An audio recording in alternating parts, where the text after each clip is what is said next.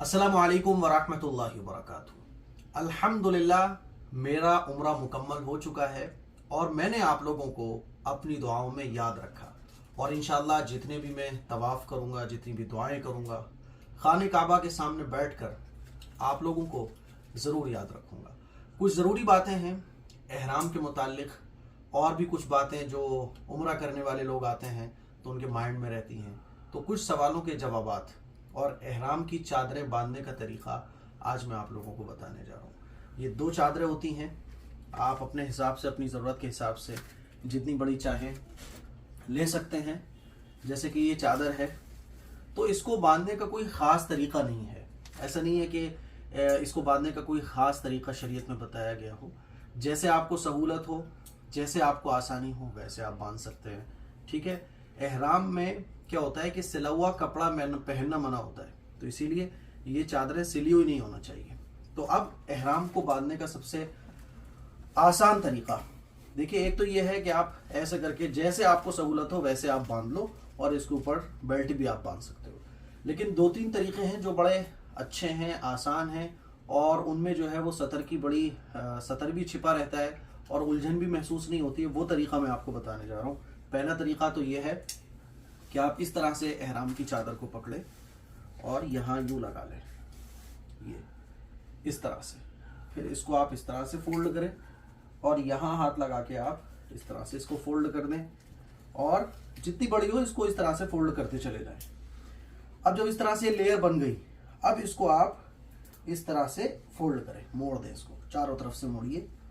1 बार, 2 बार और 3 बार भी कर सकते हैं अगर आपकी एहराम की चादर बड़ी है। पैरों में आपको ख्याल ये करना है कि जिस तरह से पैंट पजामा टखनों से ऊपर होना चाहिए, एहराम की चादर भी आपके टखने से ऊपर होना चाहिए। अब ये इतनी टाइट हो जाती है कि ये परेशान, एक तो खुलेगी नहीं, दूसरा ये चलने में भी बहुत आसानी है। आप पैर चाहें ऐसे कर लें, लेफ्ट राइट जैसे चले आराम से आप चलेंगे, आपको कोई प्रॉब्लम नहीं होगी। और आगे ये इतनी लेयर बन जाती है तो इससे क्या होता है कि आगे का हिस्सा बहुत ज़्यादा हवा चले, आप जैसे भी हों, आपका सतर जो है वो खुलने से बचेगा। तो ये तो एक पहला तरीका है। दूसरा तरीका क्या है, आप उससे उस तरह भी बांध सकते हैं। मान लीजिए ये चादर है तो इसको आप ऐसे करें और ऐसे करने के बाद वही तरीका है, बस इस कोने को इस कोने से मिला लें और मिलाने के बाद ये इस तरह से करें। ठीक है।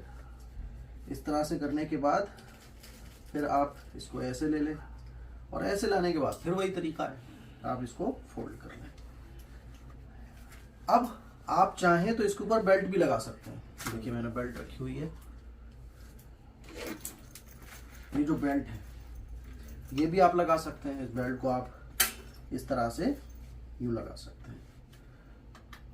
ये बेल्ट लगा ली तो और ज़्यादा आसान हो गया, इसमें अपने डॉक्यूमेंट्स वगैरह रख सकते हैं। तो ये चादर बांधने का तो ये तरीका है। और भी लोग तरीका बताते हैं, लेकिन वो याद रखिए कोई भी खास तरीका नहीं है, जैसे आपको आसान लगे वैसे आप बांधिए। अच्छा, जो शहर के लोग होते हैं उनको चूंकि आदत नहीं होती, तो आप क्या कर सकते हैं कि इसके दोनों कोनों में पिन भी लगा सकते हैं या हल्का सा इन दोनों कोनों को ज्वाइन कर सकते हैं ताकि आपको और आसानी हो जाए। और इस चादर को जो है ना वो शॉल की तरह आपको ओढ़ना है। जैसे ये लिया आपने और इसके बाद ऐसे आप ओढ़ लीजिए। ये चादर बड़ा होना चाहिए। अगर ये चादर बड़ा होगा तो फायदा क्या होगा कि जब चादर बड़ा होगा तो आपने यूं डाला तो बार बार ये उतरेगा नहीं।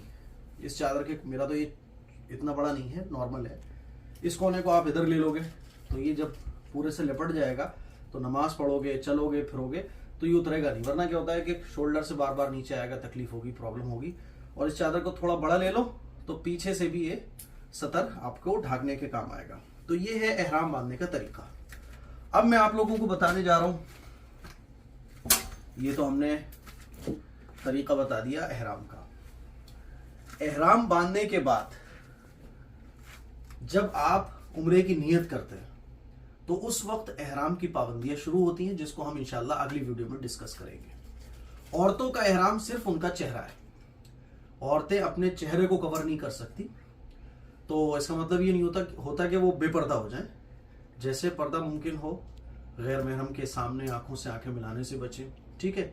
और खाना वगैरह खाएं तो कोशिश ये करें कि पर्दे की आड़ में खाएं, है ना, कि गैर महरम से सामना ना हो। दूसरा ये कि वो कोई कैप लगाकर उसके ऊपर पर्दा डाल सकती हैं, तो उससे क्या होगा कि पर्दा चेहरे का मतलब एहराम में ये होता है कि कपड़ा आपके चेहरे से टच ना हो। तो कैप लगा के जब आप आगे कपड़ा डाल लोगी तो वो कपड़ा आपके चेहरे से टच नहीं होगा, ठीक है। एक जरूरी सवाल जो पूछा गया था वो ये भी पूछ रहे थे लोग कि दुआएं याद नहीं है उम्रे की, अब क्या करना चाहिए। तो देखिए, दुआएं याद हो तो बहुत अच्छी बात है ना। सई करने की दुआ याद हो, और हजर अस्वद पर दुआ याद हो, और तवाफ करते वक्त दुआएं याद हो, मसनून दुआएं, तो बहुत अच्छी बात है। लेकिन अगर दुआएं याद नहीं है तो परेशान होने की बिल्कुल भी जरूरत नहीं है। दुआ याद हो, दुआ पढ़ना मसनून, ये सुन्नत है। अगर दुआ याद नहीं है बाई चांस, तो इसका मतलब ये नहीं है कि आपको उम्रा नहीं होगा, आपका उम्रा हो जाएगा।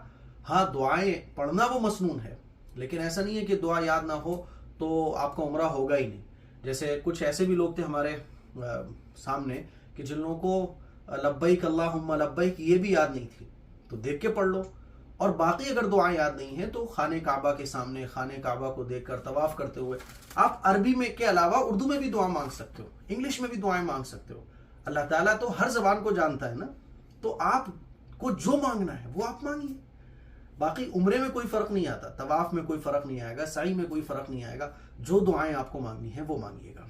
तो ये कुछ बातें थी उम्रे के मुतालिक जो मैंने आप लोगों से कही है। मुझे उम्मीद है कि ये बातें आप लोगों को पसंद आई होंगी। इसको शेयर करें, दूसरों तक पहुंचाएं, और अगले उम्रे से मुतालिक कौन कौन सी चीजें आप लोगों को बताई जाए कमेंट जरूर कीजिएगा। अस्सलाम वालेकुम वरहमतुल्लाह।